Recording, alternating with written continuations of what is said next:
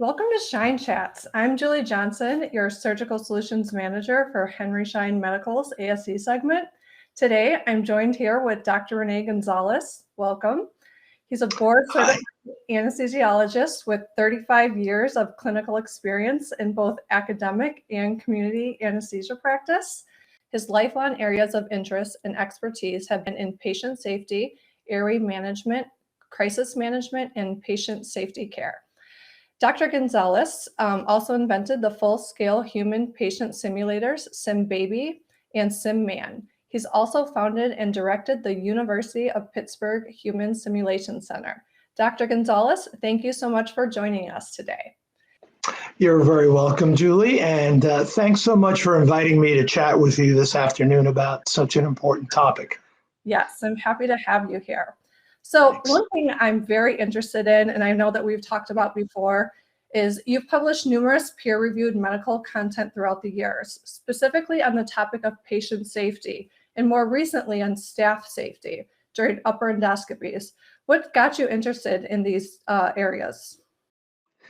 You know, Julie, I've always been interested for the entire 35 years of my career in patient safety, and I think the origins of that probably came, well, first from the Hippocratic Oath that we all take when we graduate medical school to do no harm, and also from my personal practice philosophy, which I call the golden rule of medical practice. I really try to practice medicine. I try to do unto my patients as I would want to have done unto me or unto my loved ones. I chose a pretty dangerous career in anesthesiology. It's pretty easy for us to do harm.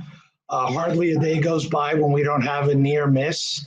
And sometimes really bad things happen. We use very powerful drugs and we do some pretty invasive techniques to the human body.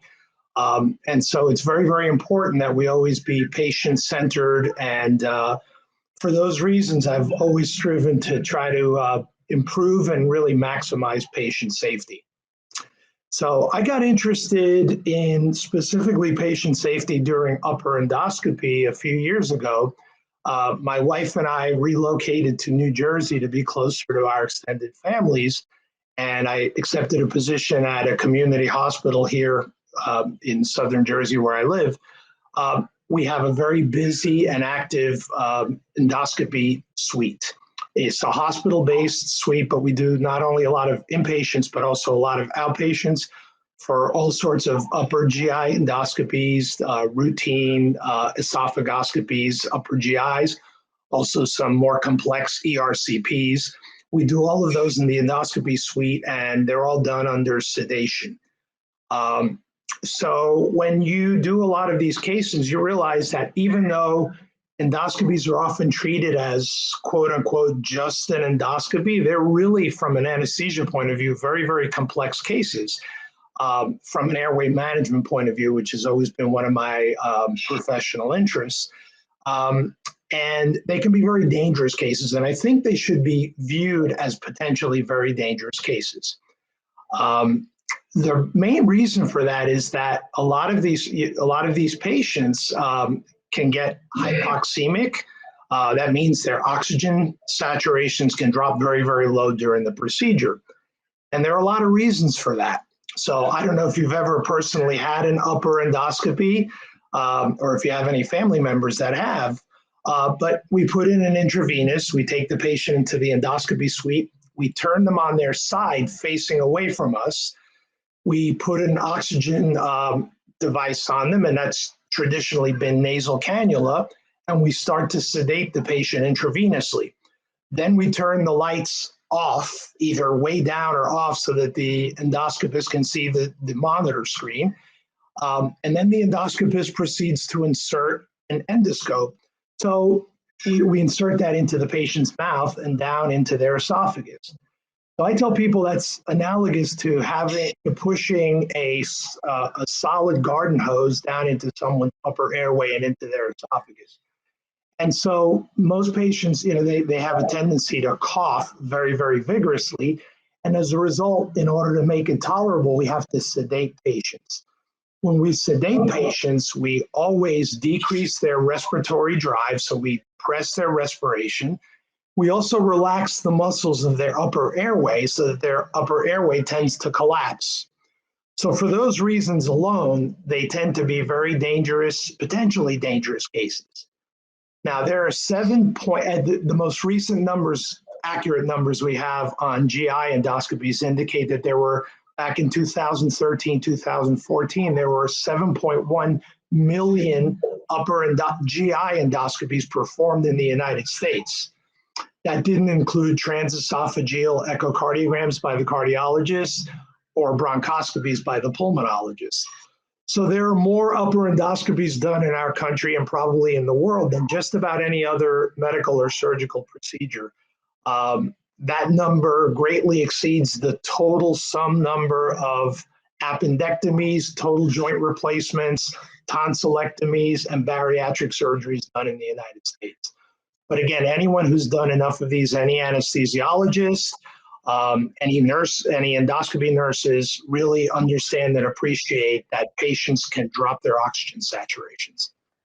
Wow, that's a lot of great information. And ironically, I have had an upper endoscopy before, but I never knew, with this being the most performed procedure in a outpatient surgery center and in modern medicine, I never knew how much of a serious risk you could have just by having a routine upper endoscopy. So it sounds like you kind of mentioned the risk with hypoxia or low oxygen levels that clinicians and facilities face. Can you kind of talk a little bit more what you can do to kind of help protect yourself or from staff and a patient level from hypoxia or low oxygen during these types of procedures? Yeah, absolutely. I'd be happy to. So traditionally, for many decades now, the oxygen delivery system that we've used has been nasal cannula, just a little nasal oxygen hose placed in your nose. The reason for that, even though oxygen face masks provide much, much superior oxygen concentrations than nasal cannula, in the operating room, we tend to use oxygen masks for everything because we understand and appreciate how much better oxygen delivery you get with a mask compared to a nasal cannula.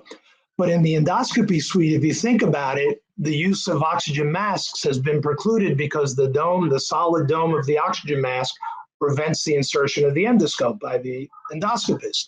So we've had to settle for nasal cannula. Now, just to give you an idea, the highest oxygen concentrations that a nasal cannula can deliver in the best circumstances are about 35 or 40% oxygen. A simple oxygen mask, full face mask, can deliver 40 to 60%, and an oxygen mask with a reservoir oxygen bag can deliver 85 to 95% oxygen. So in spite of the fact that nasal cannula are so inferior, we've been forced to use them for all these years and for all these decades, just for pragmatic reasons.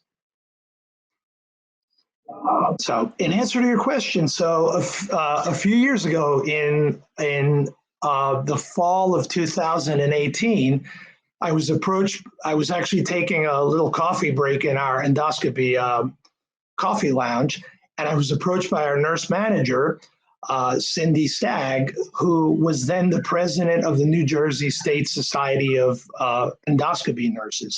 And she invited me to give a lecture at their annual state conference. And I was about to, I accepted, and I was honored, and I was about to ask her what topic she wanted me to speak on when overhead on the hospital intercom system, they called a code blue to the endoscopy suite. And we were standing in the lounge in the endoscopy suite. So we ran to the room where there was a case in progress. And I ran in, and one of my colleagues is a very, very experienced, superb, board-certified, very attentive anesthesiologist, had a middle-aged patient who was not particularly sick, a history of hypertension, not much else in the way of medical problems, who was scheduled for what we call a double and upper endoscopy and esophagoscopy for GERD, and also after that, a colonoscopy. And in the very beginning of the case, during the upper endoscopy, the patient coughed, so my colleague gave more sedation. The patient stopped breathing or went into laryngospasm and started to desaturate very, very profoundly. And when I ran into the room, He was having runs of ventricular tachycardia on the EKG monitor, and his oxygen saturations had dropped first to the 50%, then to the 40%. Now, just to give you an idea, if I were to measure your oxygen saturation now, you'd probably be between 97 and 100%. The oxygen depleted blood that returns to our heart after being used by our organs has a saturation of 75%. That's considered oxygen depleted blood that needs to pass through the lungs to refresh and replenish the oxygen. And this patient's saturations were down in the 40 to 50% range, and the patient was having cardiac arrhythmias. So we were fortunately resuscitated the patient. We had to have the endoscopist pull the scope out.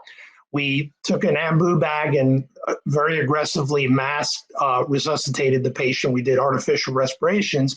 He came back, but he wound up having both of his procedures canceled. We had to transfer him to the ICU for further observation and evaluation.